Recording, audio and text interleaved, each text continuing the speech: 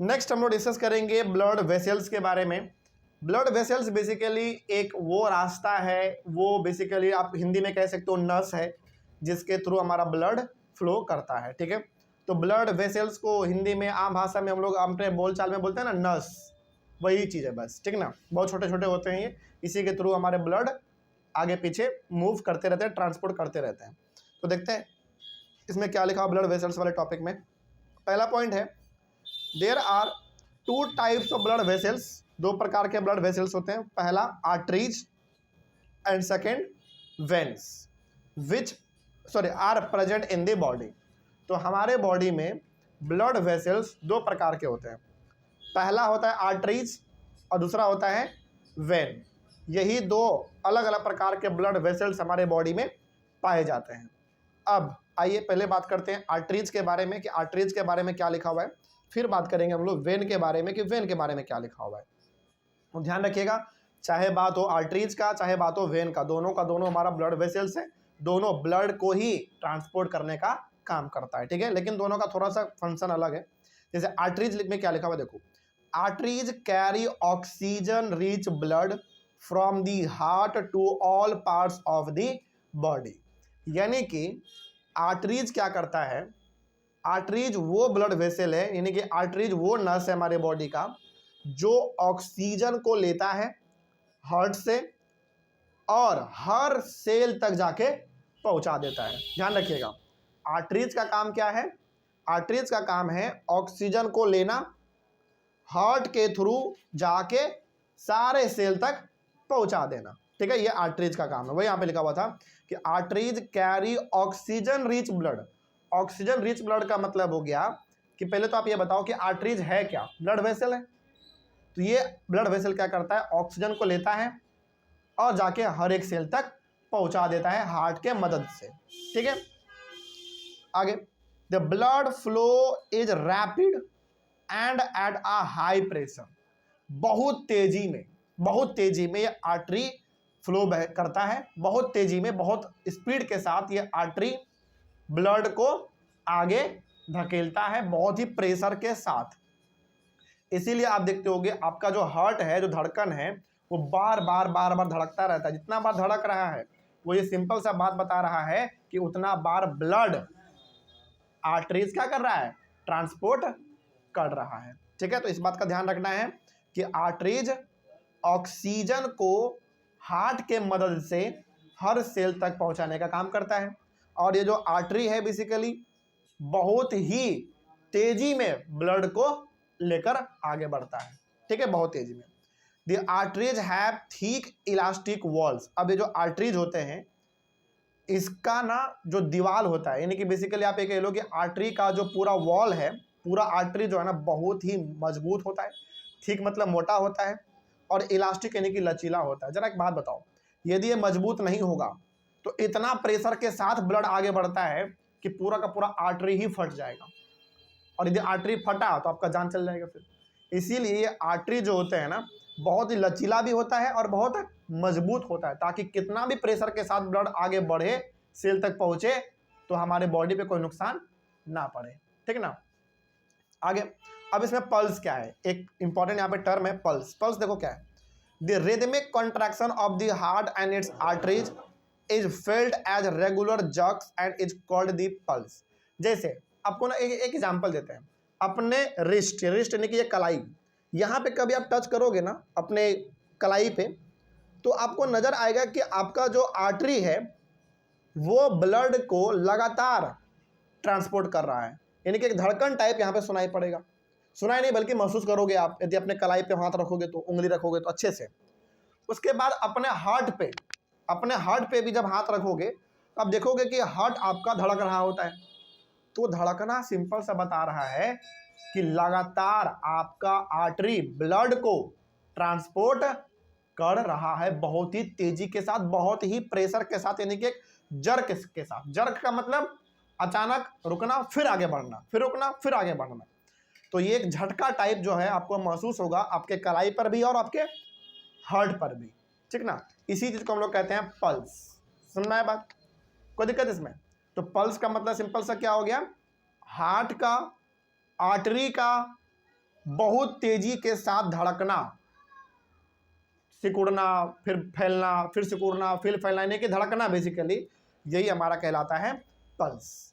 अब अगला हमारा इसमें पल्स रेट क्या होता है, फिर देखो, the number of beats per minute is called the pulse rate, यानी कि एक मिनट में कितनी बार आपका आर्टरी धड़कता है, या फिर एक मिनट में कितनी बार आपका हार्ट यानी कि धड़कन आपका धड़कता है, वही हमारा कहलाता है पल्स रेट। समझा रही है बात?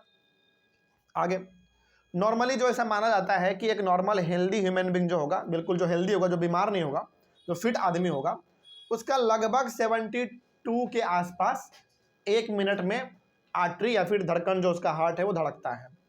जैसे यहाँ पे लिखा हुआ है कि रेस्टिंग पर्सन मतलब नॉर्मल पर्सन, वो दौड़ के नहीं आया है, आराम से वो बैठा हुआ था, उसका usually has a pulse rate between 72 and 80 beats per minute, यानी कि एक नॉर्मल ह्यूमन बीइंग जो होगा वो दौड़ के नहीं आया हो बस, क्योंकि दौड़ के जब आते हो तो आपका पल्स रेट क्या हो जाता है, बढ़ जाता है, आपको आपका जो धड़कना है वो बहुत ही फास्ट हो जाता है, तो वो नहीं होना है।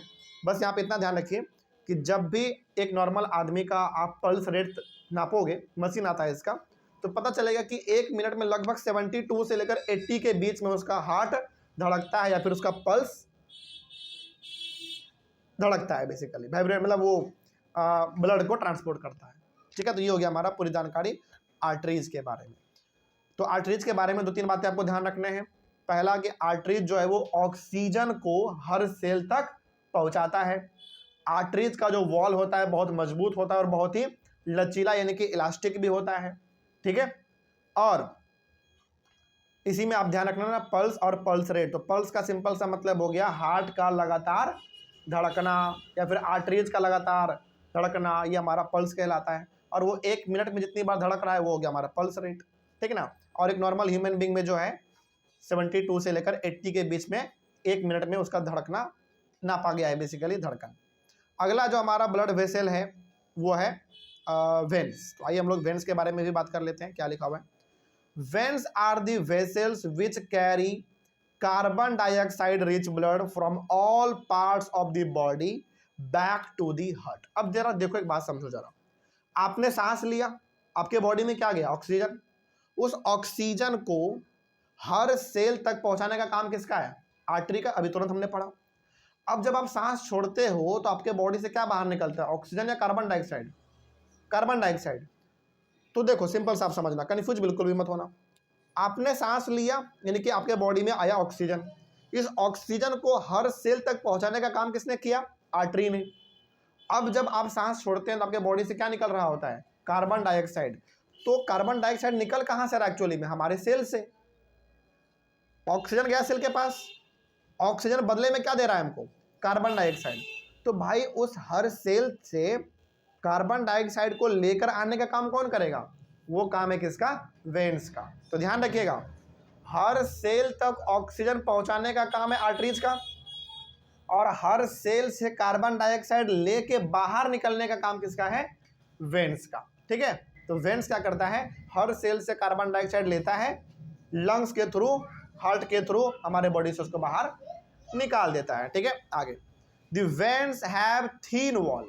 लेकिन एक बात ध्यान रखिएगा कि वेन्स का जो वॉल होता है वो बहुत पतला होता है, क्योंकि देखो ये इतना ज़्यादा धड़कता नहीं है। यानी कि जब ब्लड हमारा यानी कि बेसिकली वेन्स कार्बन डाइऑक्साइड को लेके आ रहा होता है तो प्रेशर इसमें कम होता है, लेकिन आर्टरीज में प्रेशर क्या था, कम या ज़्यादा, ज़्यादा था। आर्टरीज यानी कि जब ऑक्सीजन हर सेल तक जा रहा होता है तो उस समय पे प्रेशर ज़्यादा होता है, इसीलिए आर्टरीज का दीवार बहुत मजबूत होता है।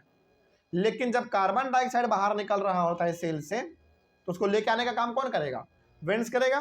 तो वो रिलैक्स मूड में करता है, उतना उसमें प्रेशर दिखता नहीं है। तो वेन्स आराम से कार्बन डाइऑक्साइड को हर एक सेल से लेके हार्ट के थ्रू, लंग्स के थ्रू बाहर निकाल देता है। तो वेन्स कभी भी मजबूत उतना नहीं होता है, बहुत पतला होता है। ठीक है ना, आगे, there are valves present in veins which allow blood to flow only one direction, sorry only towards the heart. अच्छा, आपके मन में सवाल ये भी होगा ना कि सर मान लीजिए कि कार्बन डाइऑक्साइड हमारा आ रहा है, वेन्स लेकर उसको आ रहा है, यदि कार्बन डाइऑक्साइड दोबारा सेल में चला गया तो, ऐसा नहीं होता है। समझिए ध्यान से, वेन्स क्या करेगा, हर सेल से कार्बन डाइऑक्साइड को लेकर आएगा कहाँ पे, हार्ट के पास, तभी तो फिर वो लंग्स के पास आएगा, फिर वो हमारे नाक से बाहर निकलेगा। तो आपके मन में ये सवाल हो सकता है कि सर मान लीजिए कि वेन्स कार्बन डाइऑक्साइड को लेके आ रहा है और कार्बन डाइऑक्साइड दोबारा रिवर्स हो गया, यानी कि दोबारा सेल के पास चला गया, तो क्या होगा? ऐसा होता ही नहीं है, क्योंकि वेन्स में प्रेजेंट होते हैं वेल्व, VALVES वेल्व्स।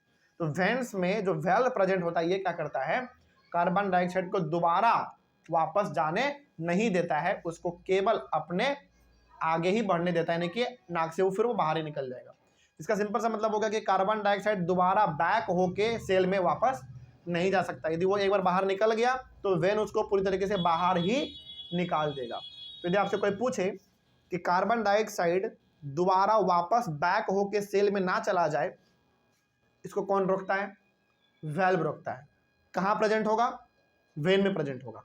ठीक है, आगे उसके बाद है कैपिलरी, जिसमें एक और यहाँ पे इंपॉर्टेंट टर्म है। कैपिलरीज क्या, देखो, the arteries branch out into smaller tubes known as capillaries. Basically यहाँ पे क्या है ना, जो आर्टरी है आपका, जो आपने ऊपर में पढ़ा था, आर्टरी जब छोटे छोटे चैनल में हमारा डिवाइड हो जाए, यानी कि बेसिकली हमारा आर्टरी का एक मेन नस हो गया, मेन वाला, और वही वाला नस हमारा मेन वाला जो है अलग अलग ब्रांच में डिवाइड हो गया, यानी कि अलग अलग छोटे छोटे टुकड़ों में डिवाइड हो गया, तो वो हमारा कहलाता है कैपिलरीज।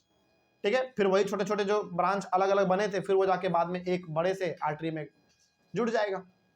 तो कैपिलरीज कुछ नहीं है, बेसिकली आर्टरीज के अलग अलग ब्रांच है जो हमारे बॉडी में होते हैं, तो ये हमारा कैपिलरीज कहलाता है। तो ये भी हो गया हमारा कंप्लीट।